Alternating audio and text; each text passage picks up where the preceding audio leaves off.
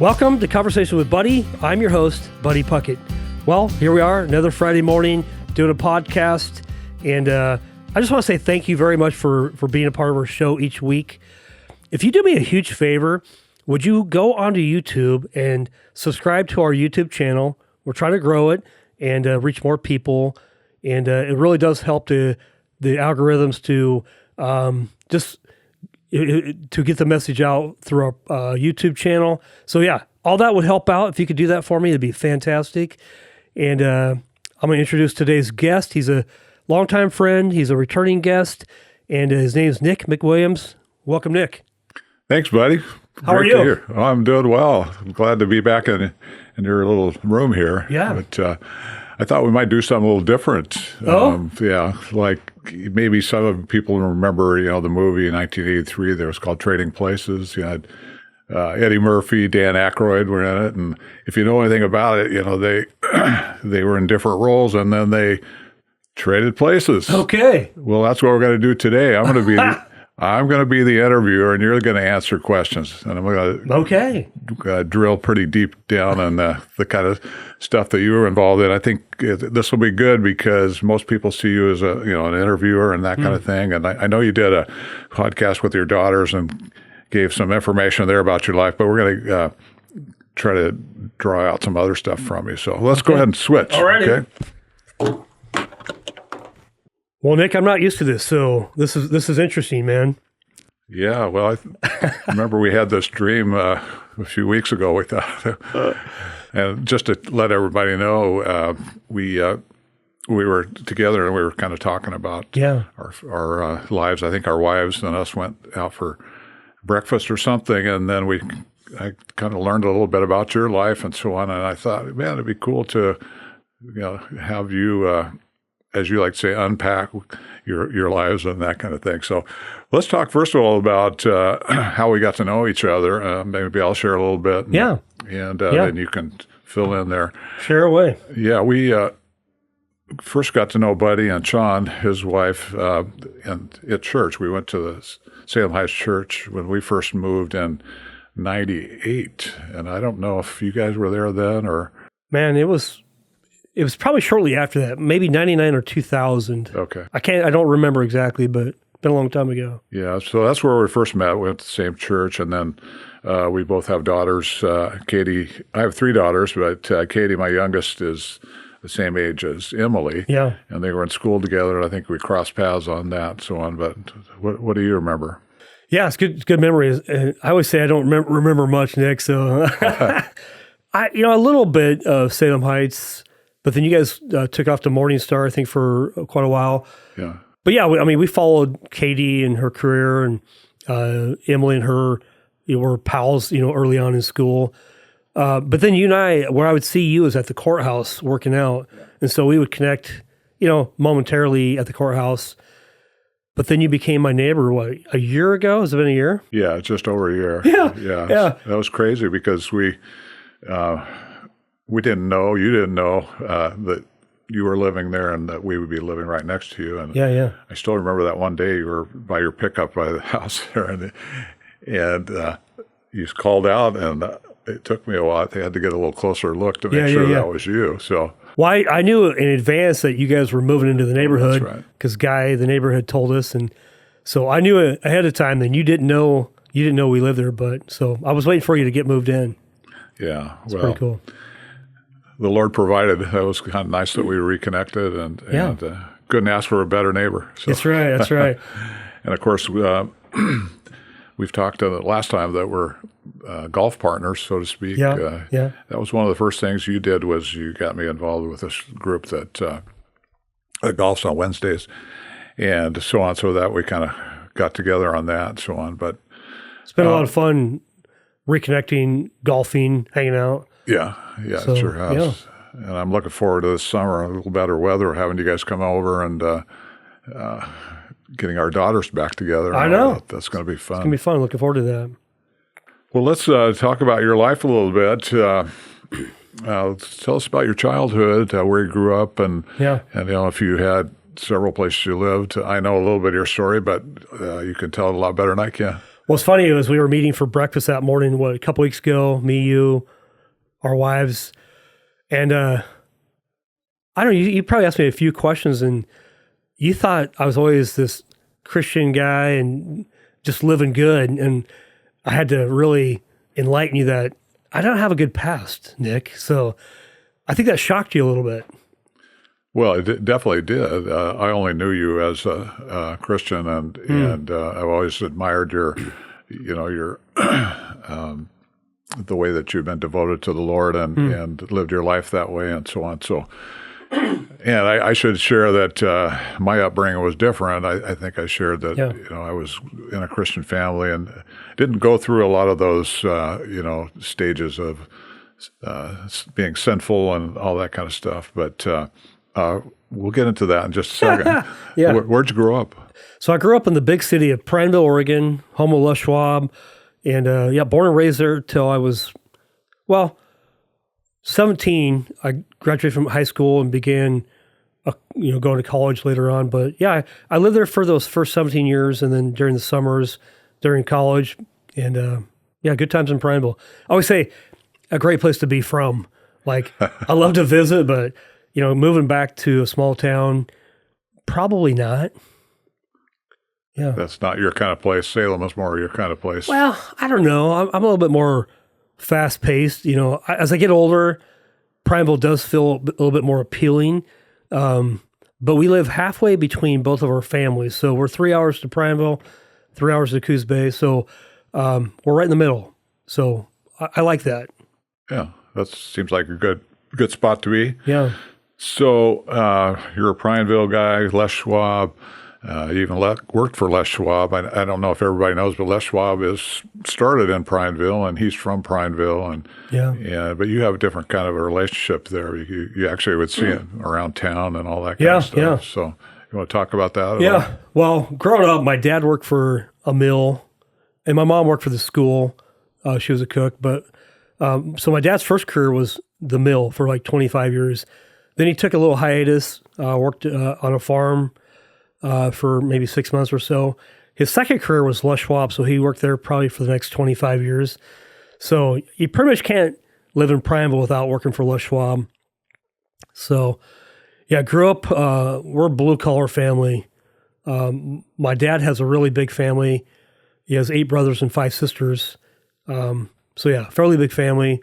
So visiting cousins on the weekends and going camping, that's what we did. Yeah, a lot of fun. Okay, that was going to be my next question. Do you want to follow up on what were some of your best memories growing up in Prineville? It's funny, I don't, a lot of people can recall, their whole childhood. I have little blips that I can remember. Riding my bike with my buddies, that was always fun. I got in trouble when I was in 6th grade. Me and three of my friends, we stayed at my friend's house in Prineville, and one night we snuck out about 2 a.m, and I remember that because we got busted by the cops, and I had to call my dad. And it's one of those stories. Yeah. What was the question again? What were some of your best memories? That was not a good memory. Best memories? Certainly a memory. Yeah, but it's certainly a memory. I grew up doing 4-H. That was a good memory. We raised pigs, and that was good because you could make lots of money. I think I was pretty money-driven early on. When I was about 10, I started my own bike business. So I'd go buy used bike parts, put together bikes, I'd paint them. And so that was really a passion of mine. And so, yeah, I had this entrepreneurial spirit early on. I don't know that I would call it that then, but looking back, I liked making money. I wanted to make my own money. And so I bought my first truck when I was 15 with my own money. I think my mom and dad definitely would have helped me out, but I never wanted their help. I wanted to do it myself. So that would be a good memory. So you're kind of an entrepreneur, even as a young person. I mean, I guess so, yeah. Yeah, making money and doing it your own way. It was exciting to me. Yeah, so. That's cool. Well, now we had already alluded to this, but I think you refer to it as partyology. Yeah. I think you kind of got involved with the party scene and so on. And you want to tell us about that? Yeah, well, so growing up, I had lots of cousins, and I think it was around the third grade. That's what I remember. I think my cousin was probably in the fifth grade. I remember being in there. We were visiting because that's what you do in Prineville. You go visit on the weekends, and I remember going out to the garage and having the opportunity to smoke weed for the first time as a third grader. Wow. And as a third grader or as a young kid, I was pretty highly influenceable. I always wanted to be like my older cousins, and so whatever they did, I was going to do. And so the introduction to, drugs or alcohol started early on. This is no fault of my parents, but a New Year's Eve, probably when I was 12, my mom and dad were playing cards with their friends. Well, me, my sister, and the friends that we were over, we would sneak in the kitchen and get the alcohol. And well, the next morning I was throwing up and wasn't doing well. My parents figured out I had been drinking, right? Well, then that would continue all the way through high school, all the way through college. And that was a priority in my life. I think a lot of us are insecure growing up. And I think the way I masked my insecurity was I would drink. And so, yeah, looking back, it's pretty clear. Like that wasn't wise. But, you tell me who your closest 5 friends are, and I'll show you what your life looks like. You ever heard that before? Mm-hmm. Or the birds of the feather flock together? Yeah. Well, I was flocking together with some pretty crazy guys and high school, college.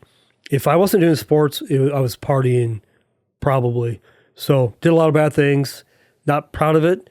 I wouldn't change it because it taught me. It makes me who I am today. And the facts are that God saved me from that, and that's good. But there's definitely some stories there for sure.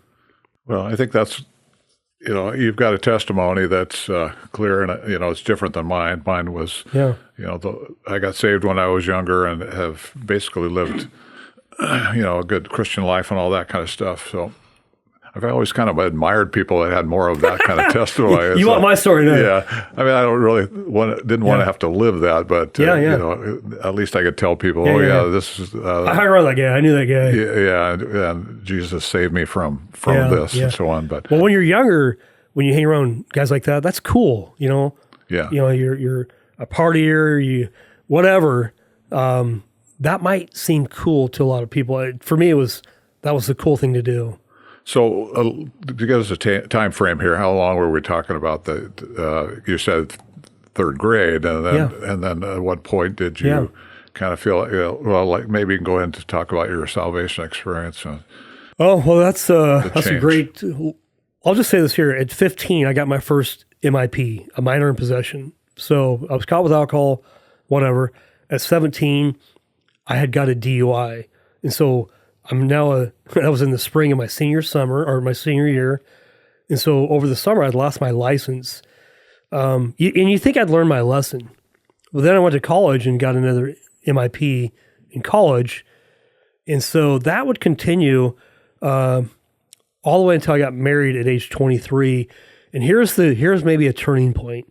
So first of all, my buddies in high school and college, we kind of roomed together in college, and we were going to be friends for life, man. We were going to party until we die. That was the college. 1999, kind of like the song, right? Exactly. So I get married at age 23. I remember this very vividly. So I remember probably more of the painful stories of my life, not the good memories necessarily. We were married, lived in Bend, Oregon, and I told my wife, hey, I'm going to go out with my buddies. We're going to the bars tonight. And she's like, no, you're not. She goes, I think you need to make a decision. And so I would call that an ultimatum, right? A, do I want to remain married to my wife? Or B, do I want to go party with my buddies? And I made a decision. It wasn't for Christ at that point in time. I still wasn't going to church. Even though I kind of went to church in high school, I realized I had to make a really important decision because my wife was calling me out. So long story short, I stopped going out with my buddies. They stopped calling. I got shunned or blacklisted, if you want to call it that way. I think initially it was like, oh, that really sucks. Looking back though, I'm still married, God has been faithful. And the whole salvation experience didn't happen until 5 years into marriage. And we can dive into that if you want to do that now or if you want to lead up into that. Well, no, that's, I did want to find out just kind of how long your party things went. So it looked like there was that transition away from that. And what a great thing for your wife to be leading you in that direction and so on. But then let's talk about then the 23 to 28 range, I guess, when between the time that you got married and got away from alcohol and drugs, whatever, and then you accepted Christ. Yeah. So let me take you back a little bit. So I dated a little bit in high school, and my first year in college, I was at Southwestern Oregon Community College in Coos Bay. I went down there on a wrestling grant or scholarship. Wasn't much. I wasn't the world-class wrestler I wanted to be, but we'll talk about that more on here in a minute. Yeah. Okay. It was a transition from high school to, I guess I'll wrestle. Sure, why not? Well, my first week at college, I live in an apartment, and down from my apartment is this video store, and this hot girl worked there. She was hot, and I would go in there to rent movies, but really I wanted to get to this lady. Fast forward, she's my wife today, but back then I didn't think she liked me. Man, I'm a shy guy from Prineville, if you can believe that. I'm insecure. I'm super shy, which is probably why I drank a lot and did dumb things. Well, that whole year went by, and I liked her, but never had an opportunity to really get to know her or go on a date with her. She had a boyfriend. So, long story short, the last week of school, we were at a dance, and we began dancing, and we literally talked till like 6 a.m. We go on our first date that next day, and then we dated for 4.5 years, and we get married. So now we're married for, we're probably 27, so we married for 4 years. We've been trying to have kids, and we just can't have kids. And after 3 or 4 years of trying, doctor visits, we can't have kids. We just come to this moment of peace. Like, it's really strange. So I'm still at Les Schwab and changing tires, and because after college, I only knew going to work at Les Schwab. That's what I did. So it's interesting, though. Shawn and I both grew up in church. She went to a Lutheran church. She got confirmed in baptism early on. Didn't know what that meant to her, but she went through the I guess the whole process of that. I went to church in high school, but I knew about Christ, but I wasn't saved. And in fact, I would be at church hungover, probably. So me and my cousin Kobe. So Kobe, I'm calling you out. If you're listening to this, you can confess your sins later. But, so from 23 to 27, we try to have kids. We can't have kids. And I'm working at Les Schwab. And then finally, a couple of my buddies at Les Schwab, they said, hey, you guys want to start a Bible study? I'm like, okay, sure, whatever. Well, technically, me and these two other guys, we put some money in the stock market, roughly $5,000. Man, we were going to get rich, okay, Nick? We were going to leave Les Schwab, be wealthy. Well, within 6 months of time, I'm not joking, we lost all our money. Oh. Okay, day trading. Well, can't have kids, lost all our money. My two buddies go, hey, let's have a Bible study. Okay, sure. So I call my dad. Hey, Dad, never read a Bible. I don't know any Bible verses. Where do I get a Bible? And so we started talking about that. I went to Walmart in South Salem and bought my first King James Version Bible. Go to this Bible study, and then over a period of time, it's like, I believe, I don't know what day it was, but somewhere between 27 to 28, I believe. But what's interesting, my wife gets pregnant.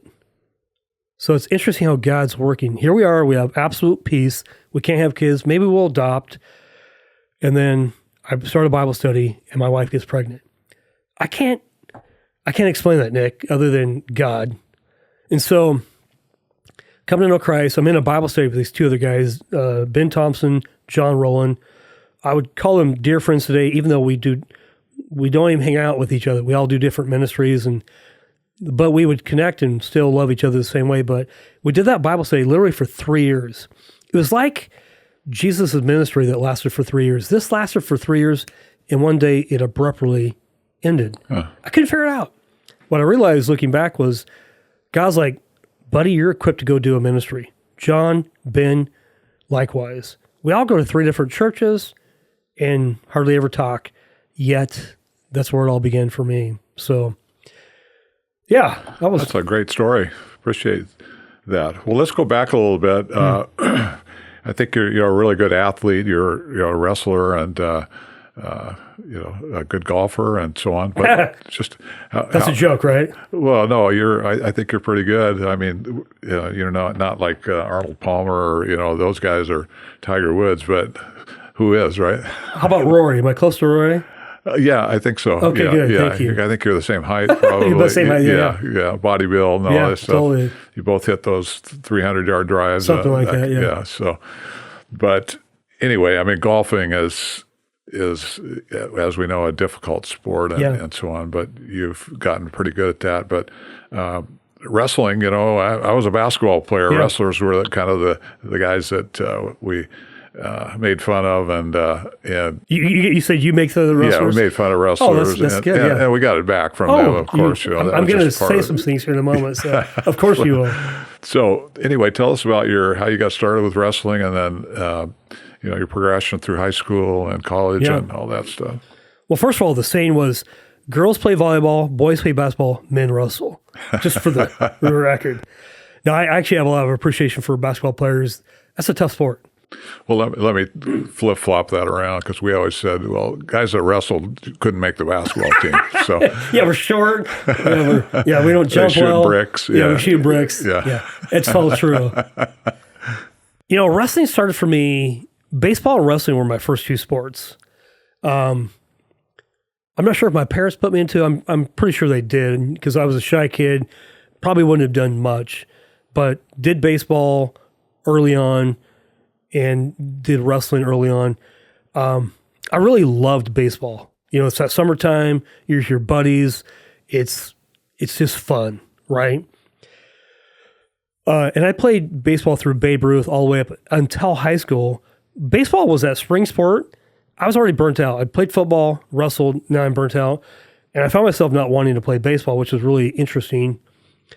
But wrestling probably became my favorite sport during those. I had some early success, being a 5th grader, 6th grader, going to tournaments on the weekend, freestyle wrestling, and I was pretty strong. I wasn't the best wrestler, by the way, but I was strong, had some technique. I don't think I had the mindset. As I got into high school, I did okay. And yeah, I wish I could go back and kind of do a redo. Can't do that though, right? Yeah. So played football. I started probably in 7th grade playing tackle football. It's kind of what you do, man. If you're from Kirk County, man, you football, wrestle. And then you wrestle, yeah. Yeah. Uh-huh. So played all 4 years of high school football, all 4 years wrestling. And then once you get out of high school, it's like, what do you do now? I was the first person in my family to go to college. It's like, I can remember me and my buddy I went on many different college tours trying to figure out where to go. And usually there were a good reason to go drinking. That's all that was. It was like, okay, we're going to Montana. Yeah, party the whole way. We're going to Klamath Falls, OIT, Oregon State, Coos Bay, party. And so it really was about partying for me.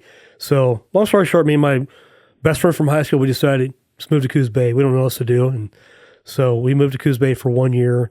And then eventually I go to Western Oregon the next 4 years. So Shawn also went to Western Oregon. We dated all the way through college and had one area of time where we broke up for a while. I was a real knucklehead, by the way. My wife will tell you. And, I think it's part of life, though, as couples, you're probably arguing. If you're going to marry somebody, there's going to be a time where maybe you break up. It took me that to really figure out I had something special. So, yeah, that was my, so I only wrestled 2 years in college, 1 year at SWAC in Coos Bay. for John Spiesel, and then 1 year at Western for Bob Bizard. I know you and Carrie and I had breakfast. Carrie Haddon had breakfast a couple weeks ago, and funny enough, Bob Bizard, I think, was Carrie's coach in high school. Is that right? I think so. I think that's what I remember. So, yeah. That was funny. Bob was a Olympic wrestler. I don't know all the stats in his story, but pretty amazing guy he was tough. You seem like you were selling yourself short a little bit here. How good were you? I mean, weren't you a state placer? And it's interesting. I think I went to state 3 times. This is a little bit embarrassing. My senior year, I did win district, which was cool. The IMC, the Intermountain Conference, was a pretty tough conference, so I won. That was cool. I don't think I have the mental capacity. When I went to state, it's like I was kind of like mentally done. I wish I had. Maybe I needed some more coaching in that realm just to have a different mindset. But I never placed at state. Unfortunately, I'd go to state, get beat out. My only victory was in college. I remember my senior year getting beat by a guy I know I could have beat. But in college, I got to re-wrestle that guy and beat him. So that was my only real victory. I had both seasons in college, I had winning records, more wins than losses. It may be 16-14 or 50-55-45. Because see, every match in college typically is like a state championship caliber round of wrestling. It's just you have 3 practices a day, and it's definitely a different level. Definitely for me, I was like after 2 years like burning out, and dieting. Is that another reason, like you were talking about? If you were to do it over again, you probably thought maybe you could have done better if you had a different mindset about it. Oh, I think so. I think 1,000%. See, for some reason, when I would wrestle the IMCs, like I knew who I was going to wrestle, and so like mentally I can beat them. But state, like, I mean, we're in Prineville. We don't have Google. You don't know who's who, right? At least I didn't. I wasn't paying attention. Quick story though. I'm a senior. I think I'm undefeated. We wrestle at the Oregon Classics, where a small town like Prineville. At the time, Crook County was the smallest AAA school in the state. We would go wrestle at the Oregon Classics. That's a really big state tournament that's done in Portland. We got matched up. I think it was Gresham. Don't quote me. I'm getting matched up to wrestle this guy, Hike Brown. Hike Brown he's a 2-time state champion. Funny enough, I think he got beat his freshman year by a guy named Scott Glenn from North Albany. I think Scott was a 4-time state champion. But anyway, long story short, of all matches I've ever wrestled, that was the worst beating I ever took. So hats off to Hike Brown. Long story short, he goes on to wrestle in college. He was a 4-time national champion, 4-time All-American, just a classy dude.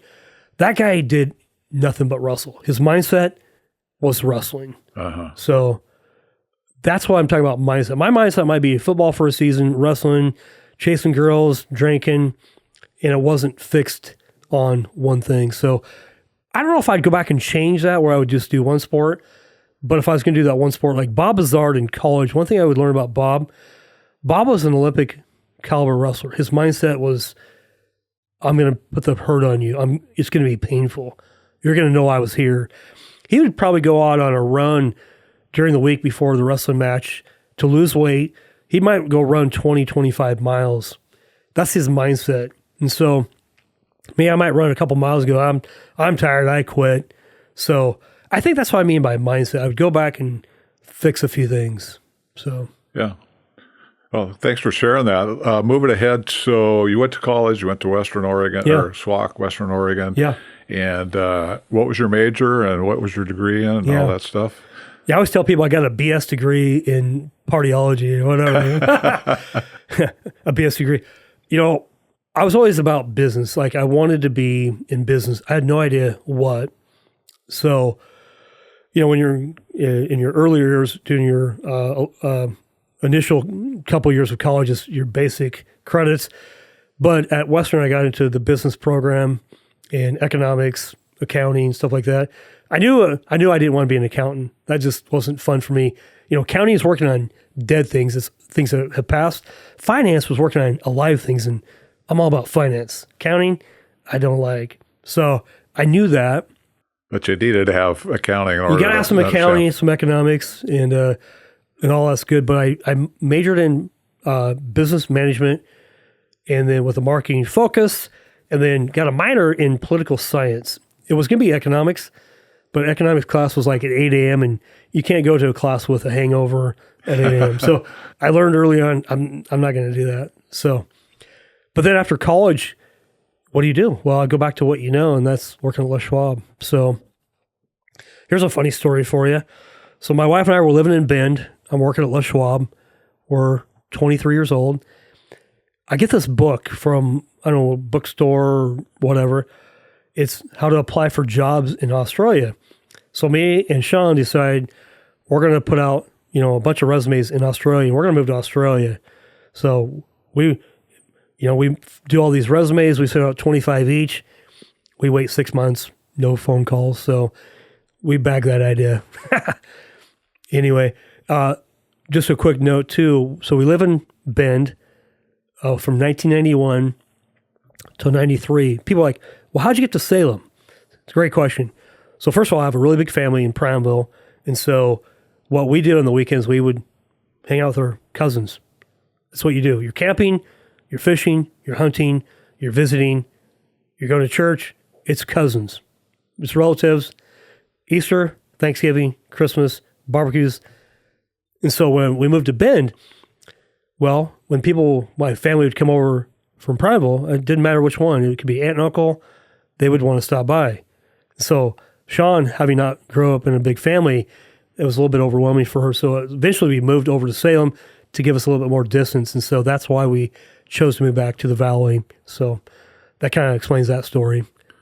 Yeah, and you talked about before that, your wife's family is one direction here and your family's the other. And in some ways that's good, some ways not as good, but it seems like that works out well for you guys.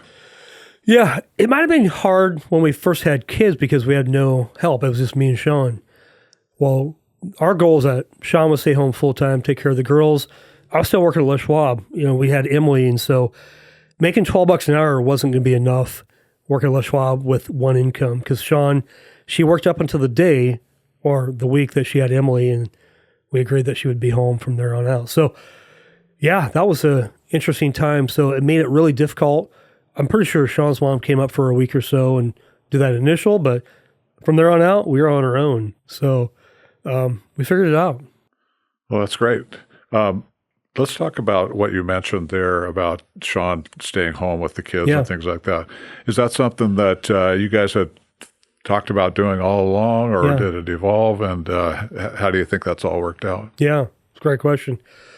So first of all, I think once we finally realized, oh, she's pregnant, that's pretty cool. I think Shawn always wanted to be a stay-at-home mom, and I always wanted her to be. I'd let her be whatever she wanted to be. If she wanted to work, I'm all about the money, man. Let's make more money and buy more things. But, for her to be able to remain home and be a mom and fulfill that dream of hers, what a blessing. It put all the pressure on me to perform as the provider. And I like that. It helped me be the man that I wanted to be by keeping Shawn at home. It forced me to figure it out, dig really deep, because I can be lazy like anybody. And I wanted more, but sometimes you have to be put under pressure to kind of extract out of yourself what's possible, what God placed in you. And so now I don't have any regrets. So Shawn became a stay-at-home mom, and people ask, what's your wife do? She's a domestic engineer. Like, oh, that sounds fancy. What is that? Stay-at-home mom. I think it's the hardest job on the planet. You couldn't have paid me enough money to be a stay-at-home dad. Love my kids. I'm not wired that way. I get to go to work. Like I couldn't wait to go to work. Of course I want to be with my family, but the point is, I think God designed women to be better at that nurturing, and there's nothing wrong with dad staying home. That's awesome. I have a good friend that does that as well. And if that's what you want to do, cool. For me, it forced me to dig really deep and figure out what I wanted to do. And so I would buy. So I started my bicycle shop when I was 10, buying, fixing bikes and selling bikes. And then now I'm 28. I have a Les Schwab job. I started buying and selling cars on the side. And so I learned how to buy Toyota trucks. I buy them for $4 or $5 grand. I sell them for 5 or 6. So every month for 1 year, I did that. And that would supplement our income. But I was looking for a new job. I liked Les Schwab. I still love Les Schwab. I still buy the tires. But I didn't want to move to a different city. I didn't want to be the guy that was owned by a company. And again, for all those that did, that's awesome. I have lots of friends that retired from Les Schwab and made that their career. It just didn't work for me. So I answered an ad one day when I was 28. It was like, be a mortgage guy. Well, what's that? So I went down to an interview, and Steve Parker, the guy that owned the company, happened to be one of my clients. And so he's like, "You're hired." Like, you sure? I didn't know how to spell mortgage. So, but anyway, that was kind of the transition. But you asked the question, how did that work out for us? Well, I would tell you, having Shawn stay at home as a mom has made all the difference in the world. Shawn has a wonderful relationship with Emily and Molly. We hang out as often as we can. There's no pressure, come and go. We want them to want to hang out with us. And so we let them, they're adults now. So come over when you want, don't if you don't. There's no rules, and we don't have expectations. And so that works out really, really well for us. So, well, yeah. And of course we're neighbors. So I see your kids coming by the house all the time, and you see the same thing at our house. All the time. Yeah, so our stories are very similar in that regard, because my wife was obviously in a situation where she stayed at home and helped raise the kids and so on. So how long now have you been in the mortgage business? And maybe kind of talk us through maybe the different places you've worked in that business. Yeah. So I started in 1998 in the mortgage industry. And scared to death, and in the mortgage business, it's commission, you either do or die. Yeah, I have a wife and a kid to feed, and so here was my plan. So first and foremost, I think I've been in business now 27 years, and but when I got in the business, like, I just want to take my blue collar work ethic, Les Schwab, and bring it over to the mortgage business, and so that's what I did. I'd work 6 a.m. to 6 p.m. I did that for a decade. But what's interesting, a blue-collar guy, I always tell people anybody can do it if you're called to. And so one of my questions, like, people try to figure out what they should do for a career. To me, looking back on this, some people go work a job. Some people go to college to get a career. I would say, looking back, what's your calling? What's God called you to do? And so I've been in the mortgage business for 27 years. I've tried to quit a couple times, like during the 2008 crash. Those were not fun times. The .com, rates went up. Those weren't fun times. And I'd say the last couple of years, those aren't always fun times. But I'd say early on, I've tried to quit a couple times, and guys like, nope, you're staying right here. I'm not kidding. It's kind of funny. So I would call my mortgage practice a calling more than anything. I love the mortgage industry. I don't love the loan paperwork, because there's a stack of paperwork. I love people. I love real estate. I love real estate strategy. Thankfully, I have a really good team that way smarter than me, and they do all the things that I don't like to do. And I mean all. Like, I don't do any of it. It's not what I like to do. So it's been just a wonderful career. And my wife has supported me the whole time through. A lot of people go, "Hey, what's your wife do?" I go, "She coaches me." My wife is my coach. I didn't always let her coach me because I didn't think she knew anything. Come to find out, she is way smarter than I ever gave her credit for. Shame on me.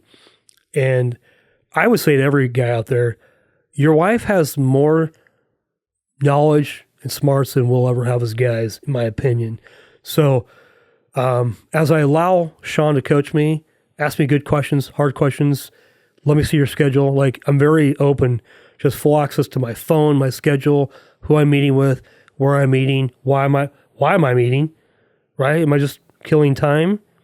You know, you asked me if I want to go golfing, today or tomorrow? Nick, can't do it. I can only go on Wednesdays. Like right now during the season, that's my priority. So part of that's honoring my wife to make sure, because I have a lot of flexibility in sales. I could do pretty much whatever I want. I answer to me. That's pretty scary. Like, man, if I don't close any loans, I make no money. Right? And so that's the accountability is, if I don't provide for my wife, we can't pay the mortgage. And so I like that pressure. Sometimes I'm like, I would tell Shawn, like, hey, you sure you don't want to go get a job at times? Wait, that's weak. That's just me copying out. Go do the work, buddy. Go do the work. And so as long as I do the work and stay faithful to what God's called me to do, God's always provided. And that's absolutely the truth. There have been slim months. There's been abundant months and years. But all in all, God's always provided. And so I just rest in that, honestly.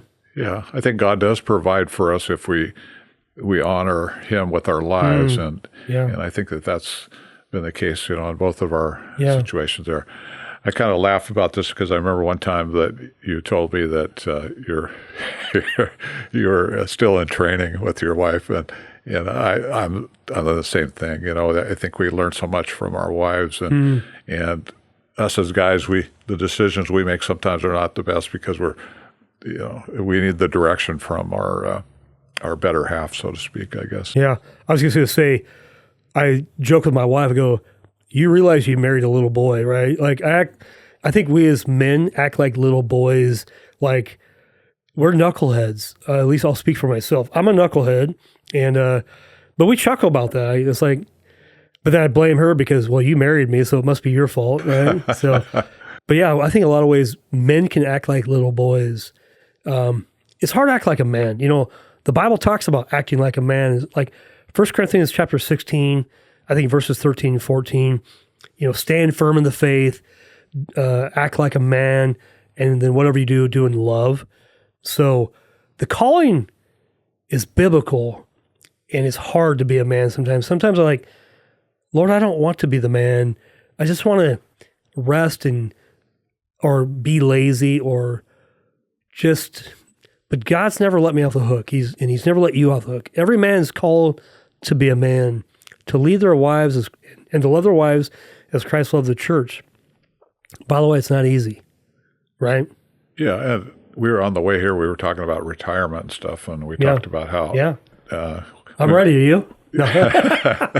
We're already at retirement age, and I am retired, or at least semi. But in the mind of God, He doesn't end with us after 30 years on a job or whatever. Yeah. He's still got work for us to do, whether it's making money or it's just doing His work. Like let's transition, talk about that. Because you've got this. I think a really good ministry here with the podcast, conversations with Buddy. And how did this come about? The podcast? Yeah, great question. And we'll talk about retirement too, because I think that's a really important thing. So it was in April of 2022. My wife was doing a business class with her sister, like a 12-week class. Her sister, Shelly, is pretty entrepreneurial and likes to do different little businesses. And so she ropes Shawn into doing a business class. And Shawn probably could take her or leave it, but she thought, okay, I'll do it. She came home. It's not like she came home. She was doing the class from home. But I came home from work one day. She goes, hey, I think you should start a podcast. I'm like, well, why don't you start one? Well, I'm not doing one. She goes, no, I think you really should start a podcast. And the reason why is because I'd been meeting since 1998, early on in my career, maybe 99, 2000. A friend of mine who was in the mortgage business, I'd found out he was having an affair. And I was really, here's where the story began. I was like frustrated. And I always say it's not because we all can do something dumb. By the way, I'm not above the law to do something really dumb. It wasn't a judgment, but it was like he had, married 3 kids, and he was having an affair, and I knew about it. I'm like, Lord, I'm driving my car, And I'm praying, Lord, what do you want me to do about this knowledge I just found out? Funny enough, my phone rings. It's the guy. So that's interesting. That's how God answers prayer. And the guy said, hey, can we go grab breakfast? Which is why when I grab breakfast with you and Charlie and Carrie, and I love those early mornings. Long story short, we met that next morning. It was on a Friday morning, early 2000, somewhere. We meet at IHOP downtown, and we're meeting. And all I'm praying is, Lord, I want this guy to confess what he's done. Now, I'm not the forgiver of sins, but I'm going to help him get right with God. Sure. And so we were small talking, back and forth. And pretty soon he begins to deep breathe. Like, Lord, I think he's going to say it. Long story short, he goes, I'm having an affair. I go, I know. He goes, wait, how do you know? I go, everybody knows. And it always goes back to the verse. I don't know where it's at in the Old Testament, maybe Leviticus, but Numbers, one of those. But your sin will find you out. So I always say, if you don't want your sin to find you out, don't do it. And so the whole idea of meeting with guys early morning started with that story. And I began to meet with guys, not for their sake, but actually for my sake, to make sure I stayed pure and didn't do something stupid. Because everybody has opportunity to sin. Don't kid yourself, right? And so, anyway, I'd been having conversations for 25 years, somewhere in Salem, early morning with a guy, and having conversations about, hey, how's your marriage? And so my wife was like, you should have these conversations on podcasts. Like, I don't know. Prayed about it. So August 12th of 2022, we began the podcast Conversation with Buddy. I agreed I'll do it every week on a Friday morning for 1 year, and then we'll see where we're at. Well, then 1 year came, and we had people still lined up for the next year, so we did it for 2 years. Same thing. I said, hey, I'll do it for one more year. So basically, we're in our third year. I'll keep doing it basically until God says stop. Because, first of all, I love doing it, number one. I get to hang out with guys like you. We get to share the gospel.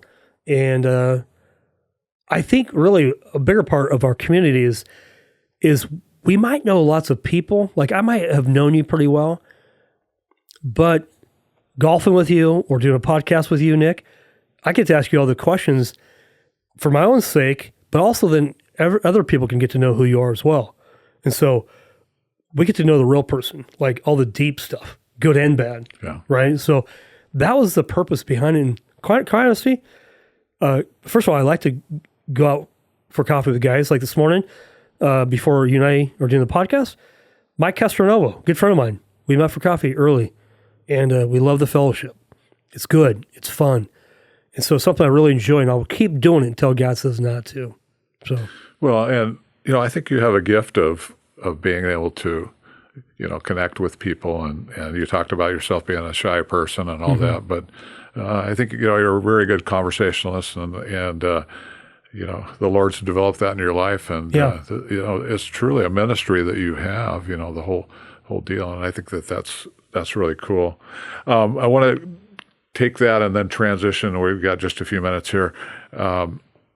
As you were talking about, guys talking to guys and that kind of thing, you introduced me to Ironworks, which is through the Athey Creek Church, which is up in West Lynn, Wilsonville area. Yeah. And, that's really what we're talking about here. Iron sharpening iron is men getting together and helping each other through. And I appreciate you've shared that with me, and I've been over to your house a couple times, and we had the Ironworks thing there, and I just think that's so important to have men getting together and helping each other through, and so I don't know. Do you want to expand on that at all? The whole idea of getting together with men, one-on-one or in a group that's what God desires. He wants men to come together. Iron sharpens iron as one man sharpens another man.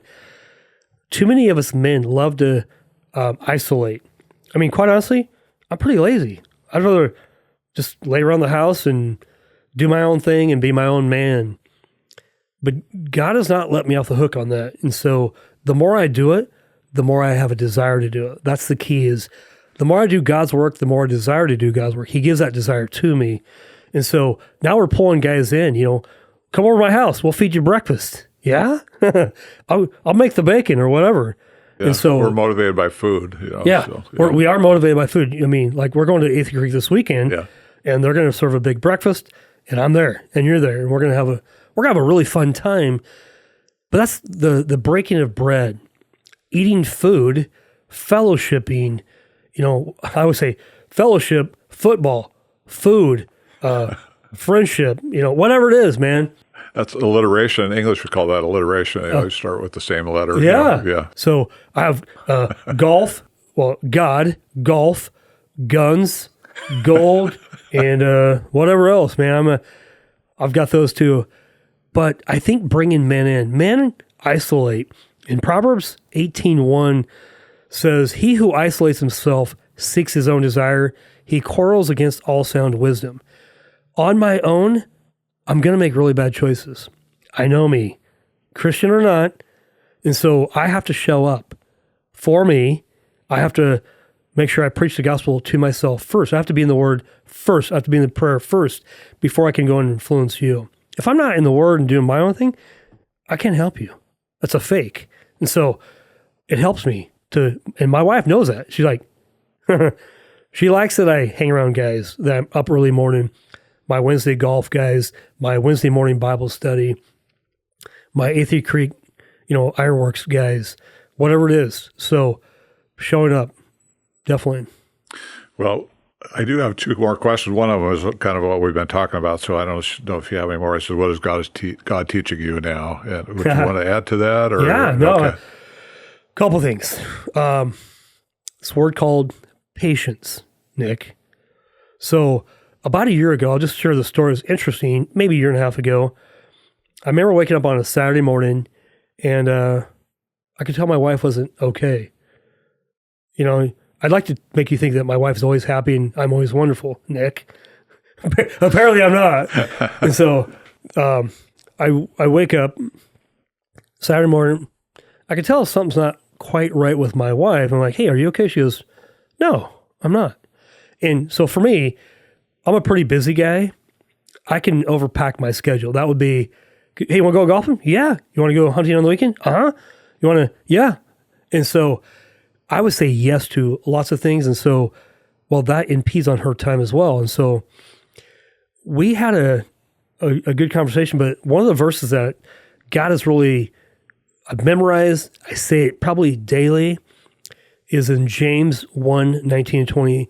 It says, be quick to listen, slow to speak, slow to anger, for the anger of a man does not achieve the righteousness of God. And I remember this one morning a year and a half ago, I said, you want to talk? Yeah, we're going to talk. And so I began to pray that while she was talking. I don't know if she's even heard this story, but I know it. And I thought, I'm going to operate the way God's called me to operate, to be quick to listen. Because usually when my wife calls me out on something, it's like, oh, I didn't do that. And I have some magical justification. I'm sure, Nick, you don't have that problem, but just me. Oh, it's universal, I think. Okay, good. Thank God. And it's like, be quick to listen, slow to speak. So I began to pray, and I said, what else is bothering you? And what else? Because a lot of times when we say something's bothering me, Nick, I don't like your blue shirt today. Okay, buddy, that's weird. What else is bothering you? You're unpacking this, the onion, unpeeling the onion. This went on for 1 hour. Well, it's interesting. For the first time, I'd heard things I'd never heard before. And I think for the first time, she felt heard. It changed everything for me, and I didn't even know it. So we have a great relationship, but God's always working on me, because trust me, I still want to justify my inadequacies or my blunders or my golf slices, if you will. Right? So God's still working on me, but I'll tell you, when you think about the fruit of the Spirit, love, joy, peace, patience, kindness, goodness, faithfulness, gentleness, and self-control, I began working on, not that I'm not going to just focus on one and do it on my own, but, patience and kindness are the two things I probably think about least. I love my wife, of course. I'll have joy. Yeah, of course. Peace, absolutely. But as I began to really think about those, God's really poured in my heart to be, it's the kindness of God that draws us to repentance. And what people want from us more than anything is kindness. It's right smack in the middle of the fruit of the Spirit. And so instead of just going, hey, I'm going to love my wife today, I'm like, let me start with being kind. Because kindness kind of starts with love and ends with self-control. It's kind of like all. And it helps me focus on, the Holy Spirit in my life working. So those are really the areas of my life where I've got to be prayed up. I've got to slow down, because the book, The Ruthless Elimination of Hurry by John Mark Comer, phenomenal book, highly recommend. You can't love when you're in a hurry. Only when you slow down and you give time for people. Because for me, I'm a pretty fast thinker. My wife is more methodical, and so she might be pausing on what she's saying. I think she's done, so I'm going to chime in and get my 2 cents worth. She wasn't even done. So learning how to be patient and thinking about kindness. That's great. Yeah, thank you. Real quickly, as we wrap it up here, because one of the things that connected us was golf and so on. And so how is golf like the Christian? Yeah. Okay. Well, let's say... You talked about slices. It's one of my problems. Okay. We have our... Go ahead. There might be a whole new podcast here on this one here, because I think my friend Kurt Fayville and I did a podcast. I had him on here.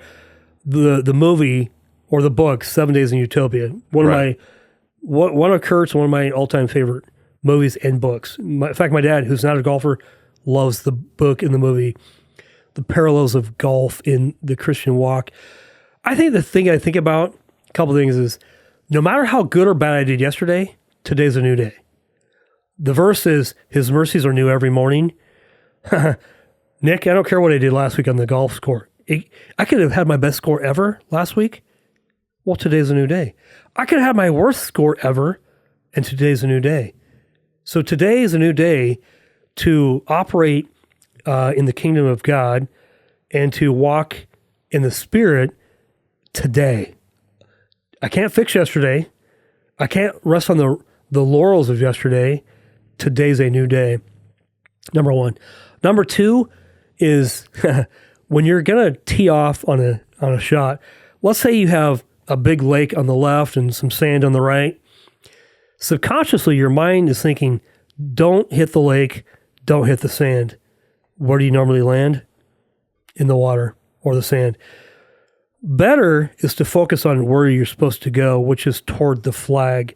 So if you can keep the flag in focus and make that your aim, oftentimes that's where your ball will go. So don't focus on what you don't want. Focus on where God would have you go. And I think that's the key for golf and for the faith life. Yeah. Well, we'll wrap it up on that. That's a great analogy there. And I've really enjoyed hearing your story, buddy. I learned some things, some of the stuff I already knew, obviously, but I think that for the people that are going to watch this, listen to it, it's going to be some really good stuff that they can take with them. Yeah. So I'm going to leave the audience with maybe one more quick story is love. I've been married for a long time, and we love our wives, right? Uh-huh. The question is, do we love our wives biblically? And the biblical way of loving our wives is, do we love them unconditionally?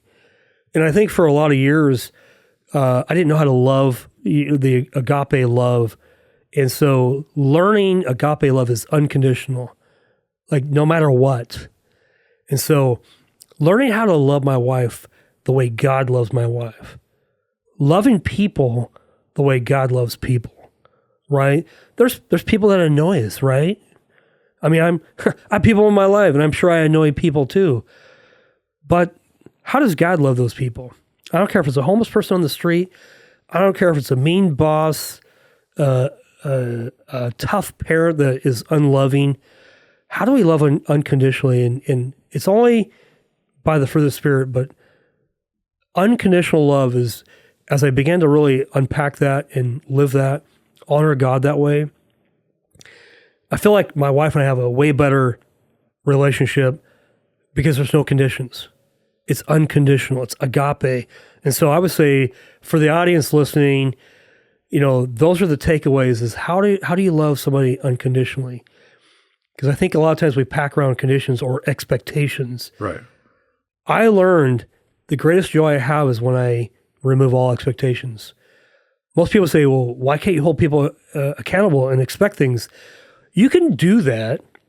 You can have conversation over expectation. The problem is expectation. If you don't meet my expectations, I might be angry with you. If expectations lead to a conversation, that's fine. But oftentimes it doesn't. Would you agree on that? Oh, I'd agree. Yeah. So That's excellent. yeah. Well, wrap us up, Nick. I mean, this is it. So Well, it's your podcast, so I'm going to have you. Well, first of all, I'm going to do like you would do, which is thanks for being on here, Yeah. and I think this is going to be beneficial for a lot of people. Yeah. I've enjoyed it, and but it's your podcast. You can wrap it up with your commercials and all that kind of stuff. So yeah, commercial. No, it was funny. We were eating breakfast, me, Nick, Shawn, and Diane at OPH, 3 weeks ago, a month ago, maybe? Yeah. And I was kind of waiting I wanted to be a guest on my own show, but I didn't want to ask anybody. Like, I wouldn't do that. Like, it's not about me. And then Nick goes, hey, buddy, after listening to some of my stories, he's like, hey, I want to be the interviewer and interview you on the podcast. Like, hey, fantastic. Like, I'm actually pretty excited about this because, I want to share my story. It isn't all pretty, but it's a testimony. And there is a story that I didn't get to. It was just real quick, Nick. Sure. It was when Emily turned 15. Shawn and I agreed that we would take both daughters out when they turned 15 and give them a promise ring. And so me and Emily were at French Press, and I guess my point here is everybody has a testimony. So I want to invite you to be on the podcast to share your testimony. I was a believer for 15 years, but I didn't realize I had a testimony until I wrote this letter to my daughter, Emily. And the letter was, we were going to give our daughters a promise ring. The promise would be to remain celibate or a virgin until you got married. And so this diamond promise ring would be that promise. They didn't have to take it or accept it. Thankfully they did, and both daughters. But I wrote a letter to Emily, and it wasn't until I wrote the letter out that I realized she was the first miracle I'd ever witnessed. Because remember, we couldn't have kids. And then I started a Bible study. Magically, we have a kid. Yeah, it's Emily. But it wasn't until 15 years later that I realized I actually had a testimony to share. So all those years, I'd never shared that testimony. So to the point, you have a testimony. I'd love to have a conversation with you if you'd ever want to be on the podcast to share your story. So reach out. And yeah, please like our YouTube channel. Reach out on there. I'll have a phone number, an email address. Reach out. I'd love to chat with you, and maybe you'll be the next guest on our podcast. So thank you very much. Thank you, Nick, for hosting today and interviewing me, and we appreciate you as well. Yeah, Trading Places was fun. Trading Places, Eddie Murphy. Thank you. Have a great day. Bye-bye.